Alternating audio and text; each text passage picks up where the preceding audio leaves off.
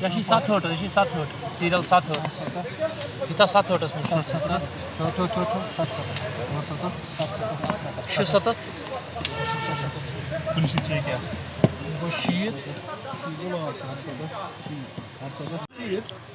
यम सात तुम यह ऐप डाउनलोड करान छू तम पे OTP 6 डिजिट OTP यम तुम वन दिव सा यह OTP कि इन सी गोमुत पता प्रोसेस तुम दिवान यह OTP यम सात तुम OTP दितु ना अत वन कन्फर्मेशन कोड अत अलग अलग नाव थमत यमो जब आप ये देते हो उसके बाद क्या होता है यमन गसान तुहंदिस फोनस मिलान रिमोट एक्सेस यमन सह क्या गो मतलब इत कन तुम पन फोन हेकान वुचित इत कन यह मोन फोन बहुत ना यह फोन वुचान बहुत गैलरी मज अचान बहुत कंटेक्टन मज अचान इथे कन सिमिलरली हेकान सह बिहित अगर सह दिल मज बिहित आसि मॉबी मज बिहित आसि सह वुच तुहंद फोन तिथे कन इत कन तुम पन फोन वुचु अच वन रिमोट एक्सेस मतलब दूर पे वुचुन तुहंद फोन स्क्रीन तुहंद फोन की गैलरी मज अचुन कंटेक्टन मज अचुन हर कह चीज वुचुन करोड़ों रुपए का ये होता है फ्रॉड हर दिन होते हो किसी भी अननोन नंबर पे आप ना ही आप वहां से कॉल रिसीव करोगे ना यहाँ से कॉल करोगे कोई भी अननोन या फिशिंग लिंक जिनको बोलते हैं सस्पिशियस लिंक्स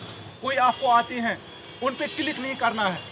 ये है कि आपके मोबाइल तो आपको मिले लेकिन उसके साथ साथ एक जो साइबर क्राइम के रिलेटेड एक अवेयरनेस है वो भी हो, वो मैसेज भी सब तक जाए कि आज के दौर में पिछले 2-3 साल से हम देख रहे हैं कि बहुत ज़्यादा जो है वो साइबर क्राइम की वारदात जो है वो पेश आ रही हैं। जितनी टेक्नोलॉजी हम यूज़ कर रहे हैं, जितनी टेक्नोलॉजी का इस्तेमाल हम कर रहे हैं उतना ही जो चांस बढ़ जाता है कि हमारे साथ कोई साइबर क्राइम या साइबर फ्रॉड हो। इसके लिए सबसे ज़रूरी बात ये है कि हम अवेयर हों कि साइबर क्रिमिनल्स जो हैं वो कैसे एक आम आदमी को अपने जाल में फंसा लेते हैं। अवेयरनेस के बगैर इसका कोई तरीका है नहीं। दुनिया जिस तरफ जा रही है टेक्नोलॉजी को हम छोड़ नहीं सकते। मोबाइल हर एक इंसान की अब ज़रूरत सी बन गई है। मोबाइल के बगैर हम सब अपने आप को अधूरा समझते हैं। तो मोबाइल हम छोड़ेंगे नहीं, छोड़ नहीं पाएंगे। अगर हमने मोबाइल यूज़ करना है तो हमें ये ज़रूरी है कि हमें इस जो चीज़ का अंदाज़ा हो कि इसको कैसे सही तरीके से यूज़ किया जा सकता है या करना चाहिए। बड़ी बेसिक सी चीज़ें हैं जो हमें ध्यान रखनी चाहिए। सबसे पहले कि ज़िंदगी में कभी भी कुछ फ्री तो मिलता नहीं। अगर कोई आपको कहे कि आप 5,000 रुपया इन्वेस्ट कर दो आपको 5 लाख मिलेगा, तो दुनिया में आज तक कोई ऐसा बिज़नेस मॉडल सामने आया नहीं कि जो आपको इतने बढ़िया रिटर्न्स दे। तो इसी से स्टार्ट होता है सब कि हमें अपने आप को ये समझाना है कि कोई भी चीज़ फ्री में या इतनी इजी मिलती नहीं है। और अगर आपको कोई भी कॉल आए कि आप 5,000 रुपया इन्वेस्ट करो, आपको हम 50 लाख या 5 लाख देंगे, तो हम सबको ये समझना चाहिए कि ये कोई साइबर क्रिमिनल है जो हमें अपनी चाल में फंसा रहा है। ये हमारा जो थाना दिवस, हम बाकी पुलिस स्टेशन में भी थाना दिवस मनाते हैं। आज हमने साइबर पुलिस स्टेशन के लिए ये दिन मखसूस रखा था। आज हमने यहाँ हमारे पिछले 2-3 महीने में जो कंप्लेंट्स आई थी मोबाइल चोरी होने की या मोबाइल खो जाने की, वो कोई 100 के करीब मोबाइल्स हमने रिकवर किए थे। उनके जो राइटफुल ऑनर्स हैं उनको बुलाया था और उनके हैंड ओवर कर रहे हैं। दूसरा हमारा जो मेन जो इसमें मकसद था यहाँ ये प्रोग्राम करने का और इन सब लोगों को यहाँ बुलाने का, वो ये था कि हम साइबर क्राइम रिलेटेड जो अवेयरनेस है वो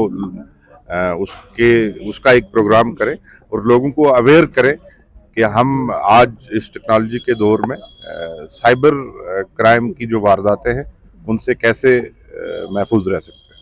सर आजकल हम देख रहे हैं कि सेक्सटॉर्शन के केसेस ज़्यादा बढ़ रहे हैं। अब इसमें यह है कि सोशल स्टिग्मा को देखते हुए कुछ लोग जो है वो आगे नहीं आ रहे हैं। तो इस हवाले से साइबर पुलिस क्या करती है और उन लोगों को जो अपनी जो सिक्योरिटी है, उनकी सिक्योरिटी जो है, जो उनकी प्राइवेसी है, वो भी जो है डिस्क्लोज ना हो जाए। देखें, सेक्सटॉर्शन के काफ़ी केसेस रिपोर्ट हुए हैं साइबर पुलिस स्टेशन में। उसमें मेरी गुजारिश तो ये है कि अगर किसी के साथ ये वारदात होती है तो वो विक्टिम है, तो हम उसको विक्टिम ही ट्रीट करते हैं जो हमारे पास आता है। उनकी जो प्राइवेसी है उसका हम पूरा ख्याल रखते हैं। ये किसी के साथ भी हो सकता है।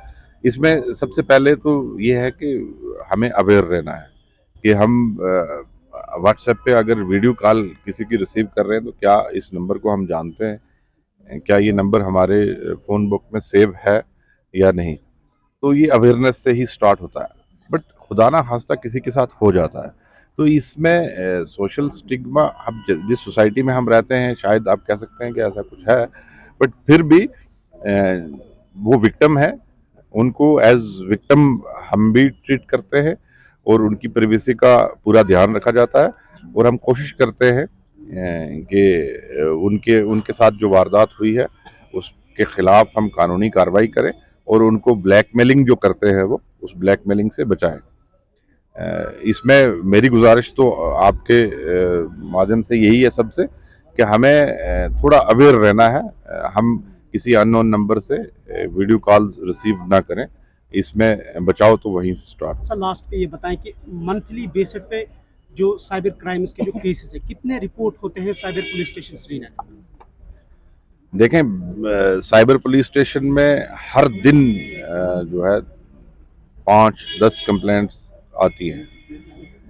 तो अब जैसे मैं अभी बोल रहा था कि हम टेक्नोलॉजी के दौर में रह रहे हैं। जब टेक्नोलॉजी का इस्तेमाल हम करते हैं तो साइबर क्रिमिनल्स भी उसी टेक्नोलॉजी का इस्तेमाल करके ये वारदातें अंजाम देते हैं। बट ओवरऑल इंडिया में जैसा है या वर्ल्ड में साइबर क्राइम की वारदातें बढ़ रही हैं, ऐसा ही ट्रेंड हम जम्मू कश्मीर में भी देख रहे हैं।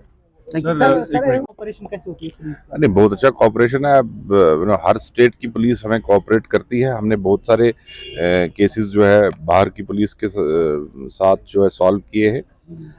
पिछले साल 2022 में आपने देखा होगा ZPHQ ने एक पूरी वो साल की प्रेस रिलीज दी है। उसमें हमने बताया है कि हमने पिछले साल 3 करोड़ से ज़्यादा जो फ्रॉड हुआ था कश्मीर में लोगों के साथ, उतनी रकम जो है हमने रिकवर की है और फिर लोगों तक वापस पहुंचाई है।